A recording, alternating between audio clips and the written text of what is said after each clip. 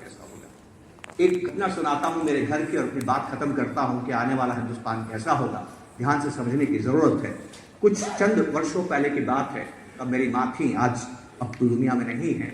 मेरे घर की नाली चौक हो गई। अब नाली चौक हो जाती है तो आप घर में कुछ काम नहीं कर सकते हैं, बाथरूम को इस्तेमाल नहीं कर सकते हैं, किचन को इस्तेमाल नहीं कर सकते हैं। मेरी पत्नी बहुत चिंतित हुई। उसने घर में हमें जो सफाई में मदद करता है उसको फ़ोन किया। उसका भाग्य अच्छा था कि वो 10 मिनट में आगे आसपास रहा होगा। फटाफट वो साइकिल से पहुंचा और कहा कि मैडम क्या है, क्या तकलीफ है कि ये नाली ब्लॉक हो गई है, अभी साफ कर देता हूँ। और 15 मिनट में उसने नाली को साफ कर दिया। और साफ करने के बाद बोलता है, हाथ वाथ धोने के बाद, मैडम 500 रुपये। मेरी वाइफ गवर्नमेंट टीचर हैं, कहती हैं कि मैं इतनी मेहनत करती हूँ, 8 घंटे बच्चों को पढ़ाती हूँ, इलेक्शन का काम करती हूँ, यूपीएससी एसएससी के भी काम करती हूँ, डेटा का भी काम करता हूँ, समाज कल्याण का काम करती हूँ, तब सरकार जो तनख्वाह देती है उसमें भी 15 मिनट के 500 नहीं मिलते हैं। और तुम्हें 15 मिनट में इस काम के 500 रुपये चाहिए, तुम 200 रुपये ले लो, वो वाजिब है। वो कहता नहीं, लगेंगे तो 500 रुपये ही लगेंगे। उनकी बहस सुन के मेरी माँ बाहर आती है। मेरी माँ पूछती है, बहू क्या हुआ? तो मेरी पत्नी कहती है कि माँ ये आयत है और उन्होंने नाली साफ की और 500 रुपये मांग रहे हैं। माँ नाली को देखती है तो इसकी शक्ल देखती है और मेरी पत्नी से कहती है, वैसे तो इस काम का वाजिब कीमत 20 रुपया है, पर तूने 200 बोला है तो 50 दे दे। तो 50 दे दे। अब मैं इस बहस में मत जाइए कौन सही है कौन गलत है, वो बहस बेमानी है, ठीक है। अब वो बहस कर रहे हैं, इतने में मेरा बेटा कॉलेज से आ गया। बेटा तुरंत समझ गया क्या हो रहा है। बेटा मेरी माँ अपनी माँ का हाथ पकड़ के घर के अंदर लेके जाता और कहता, माँ एक बात बताओ, ये 10 मिनट में आ गया, नहीं आता तो क्या तुम दिन भर कुछ काम कर सकती थी? तुम्हें कितना तनाव होता था? क्या तुम्हारे पास दूसरा विकल्प है? क्या तुम ये खुद काम कर सकती थी? मेरी पत्नी ने कहा, नहीं मैं कुछ भी नहीं कर सकती थी, और वो नहीं आता तो बहुत दिक्कत हो जाती।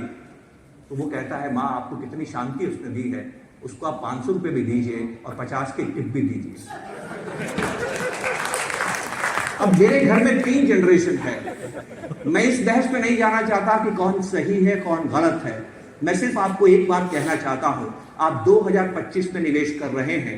2030 का हिंदुस्तान, 2035 का हिंदुस्तान, 2040 का हिंदुस्तान मेरे बच्चे के कंधे पे निर्भर करता है कि माँ के कंधे पे। ये समझने की बात है। मेरी माँ तो दुनिया में। आप आने वाला समय कैसा देखते हैं, इसके लिए आपको बड़ों को नहीं देखना। हम सभी अपने वक्त में जीते हैं दोस्तों, हम सभी अपने वक्त में जीते हैं। हमें बच्चों से सीखना है। और मैंने एक बात गौर से दुनिया में देखी है, हर नया मोबाइल पिछले से अच्छा होता है। तो हमारे बच्चे हमसे ज्यादा होशियार हैं, इस बात से सावधान रहिए। आपको नॉर्मली लगता है कि नहीं हम ज्यादा समझते हैं बच्चों से, ऐसा नहीं है। उनके पास हमारी समझ तो है ही, और उनके पास बहुत ज्ञान भी है। तो हिंदुस्तान की जीडीपी ग्रोथ रेट क्यों होगी, मैंने अपने बच्चे से सीखी है। वो खर्च करता है, दिल खोल के खर्च करता है। मैं कहता हूँ, बेटा ऐसा खर्च मत किया था, ये बुरी बात है। एक दिन बुलाया, 15 मिनट का भाषण दिलाया, देख मेरी जिंदगी से सीख मैं क्या करता हूँ, पैसा बचाता हूँ और निवेश करता हूँ, पैसे से पैसा बनाने की कोशिश करता हूँ। वो मुझे कहता है, पिताजी मेरा 15 मिनट का भाषण सुनने के बाद में ईमानदारी से एक बात का जवाब दीजिएगा। मैंने कहा, बेटा बोल, ये जो आपने पोर्टफोलियो बनाया है और जैसी आपकी जीने की आदतें हैं, ये आप खर्च कर पाएंगे क्या? ये भी मुझे ही करना है। गलत बोला या सही बोला?